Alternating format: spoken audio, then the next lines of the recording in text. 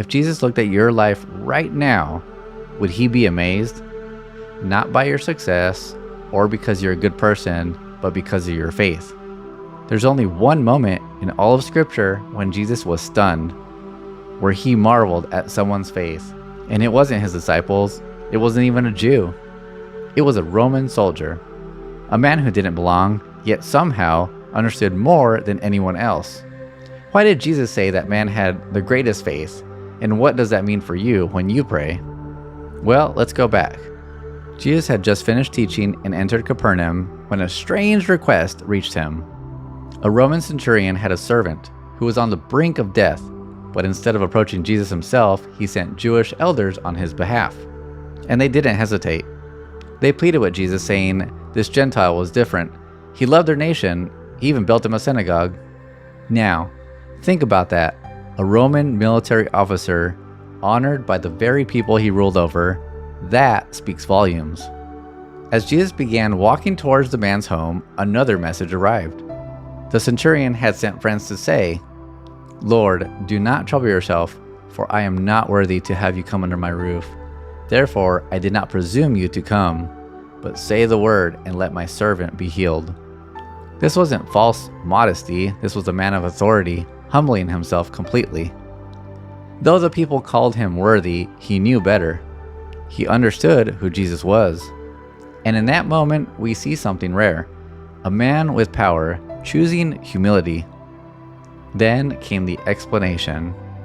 "I too am a man under authority, with soldiers under me. I say to one, 'Go,' and he goes." He was saying, "I understand how this works. I speak and my orders are carried out because of the authority behind me." And in the same way, he recognized that Jesus didn't need to be physically present to command healing. He believed that Jesus' authority over sickness was absolute. Just say the word. Jesus stops, and he says, "I tell you, not even in Israel have I found such faith." Not among the religious leaders, not even among the disciples. The centurion, a man outside the covenant, outside the temple, outside the promises, had grasped something everyone else had missed. And without stepping foot in his house, without touching the servant, Jesus speaks, and the man is healed. This moment echoes through history, not because of the miracle, but because of the man. His faith didn't beg or bargain, he simply believed. He didn't need a sign. He didn't need Jesus to show up. He trusted the word. And that kind of faith stopped Jesus in his tracks. There's a verse in James that perfectly describes what we just witnessed. The prayer of a righteous man has great power in its effects. That's exactly what we saw in the centurion. And when the time came to pray, his message was more than words. It carried weight. It moved heaven. Jesus talks about righteousness often. "Blessed are those who hunger and thirst for righteousness, for they shall be filled.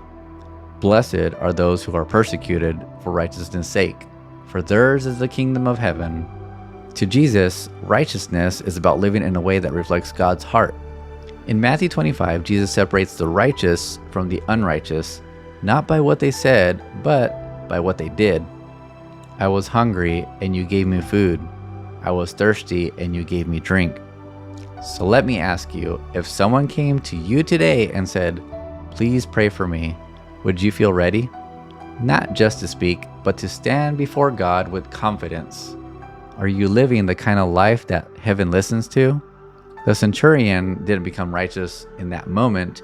He was already walking it out.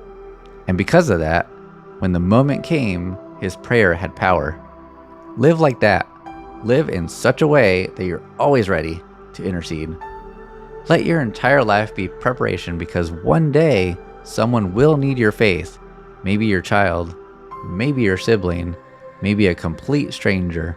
And when that moment comes, may your faith already be strong because you are already walking in it. The prayer of a righteous man has great power in its effects. If you want to help grow the channel, share it with your friends and family.